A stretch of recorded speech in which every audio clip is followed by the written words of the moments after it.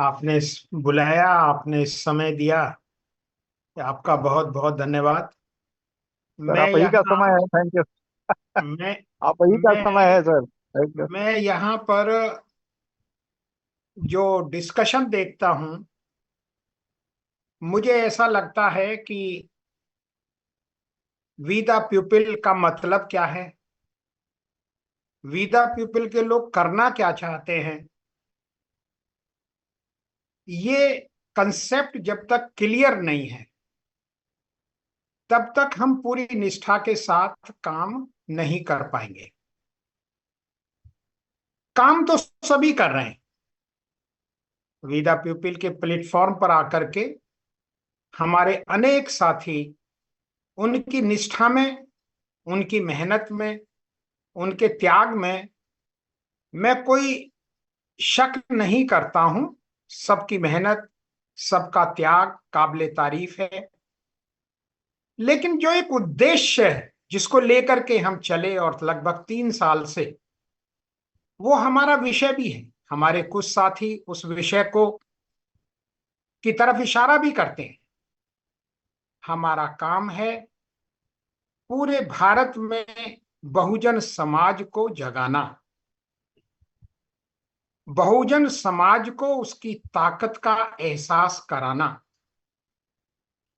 ये जो छोटी छोटी जातियों में, समुदायों में, डिफरेंट ऑर्गेनाइजेशंस में जो बटा हुआ समाज है, इस समाज से ये अपेक्षा करना कि भाई आप करना क्या चाहते हैं।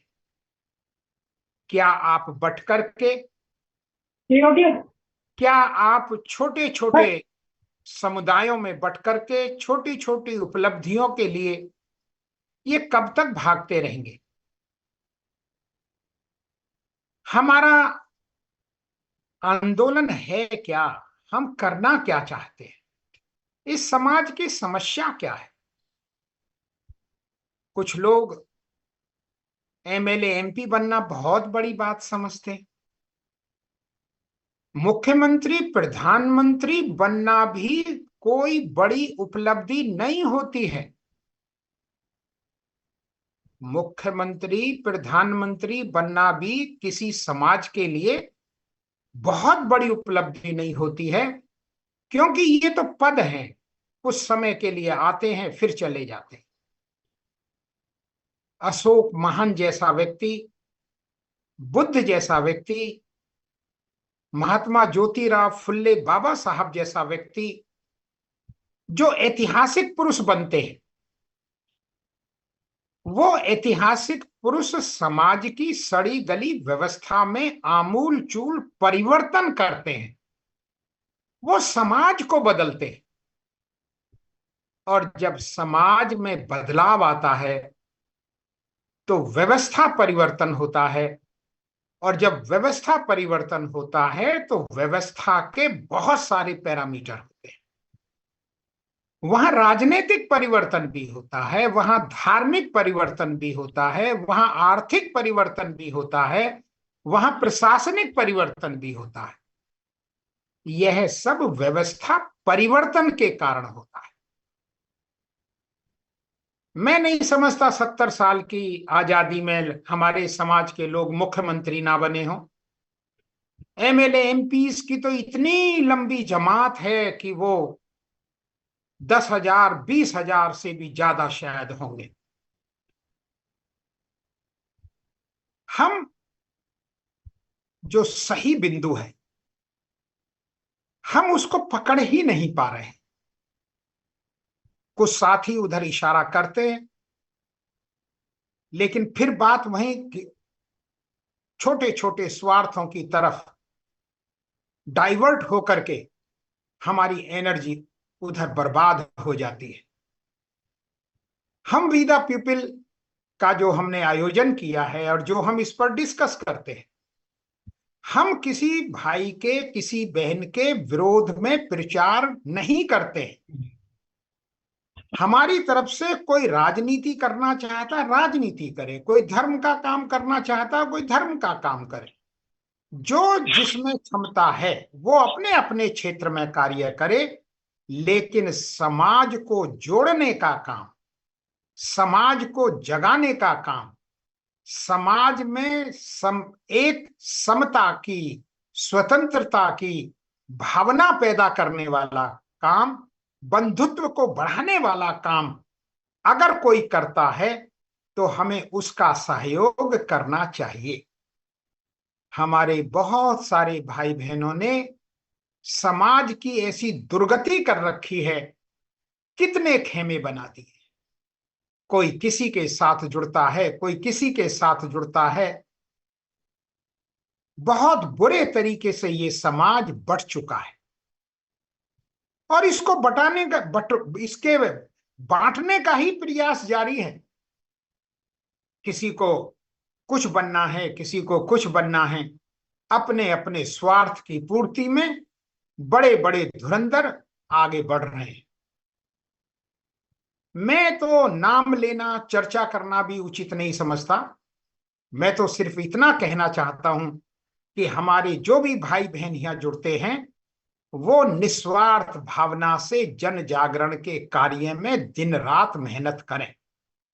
उसका लाभ कोई भी लेना चाहता है वो ले जाए, उसके लिए कोई मनाही नहीं है, क्योंकि वो व्यक्तिगत अधिकार होता है। लेकिन लोग समाज के नाम पर एकजुट बने रहें, एक दूसरे की मदद करें, समाज के नाम पर कहीं बिखराव देखने को ना मिले। जो शक्तियां, जो नेतृत्व समाज को बांटने का काम कर रहे हैं वो समाज के हितैषी कभी नहीं हो सकते। वो समाज के दुश्मन हैं, आज भी दुश्मन हैं और दुश्मन बनते आए हैं। समाज को बहुत बुरे तरीके से उन्होंने बांटा है। अब समाज इतना बुद्धिमान तो होता नहीं, वो लोगों की बातों में बहक जाता है, कुछ समय के लिए उनके पीछे दौड़ लगाता है और जब निराशा मिलती है तो फिर पीछे हट जाता है। हमें ऐसे समाज का निर्माण करना है कि ये नेता तो इस आंदोलन के बच्चे हैं, सामाजिक आंदोलन की पैदाइश है। पता नहीं कितने नेताओं को, कितने अभिनेताओं को ये समाज पैदा करेगा। हमें मेन फोकस अपने सामाजिक आंदोलन पर देना चाहिए, समाज को एकजुट करने में करना चाहिए। बहुत मुश्किल काम है, असंभव काम है समाज के अंदर एकता पैदा करना, इस जातीयता का सर्वनाश करना, इंसानियत का बिगुल बजाना बहुत मुश्किल काम है। ये तो ज्योतिबा फुले ही कर सकते थे, ये तो डॉक्टर अंबेडकर ही कर सकते थे। डॉक्टर अंबेडकर ने, इसमें कोई शक नहीं है कि उन्होंने भी राजनीतिक पार्टी बनाई थी, लेकिन उस समय राजनीतिक पार्टी बनाने का उद्देश्य सामाजिक आंदोलन को कमजोर करना नहीं था। अगर राजनीतिक पार्टी समाज को शक्ति प्रदान करता है तो राजनीति करने में कोई बुराई नहीं है।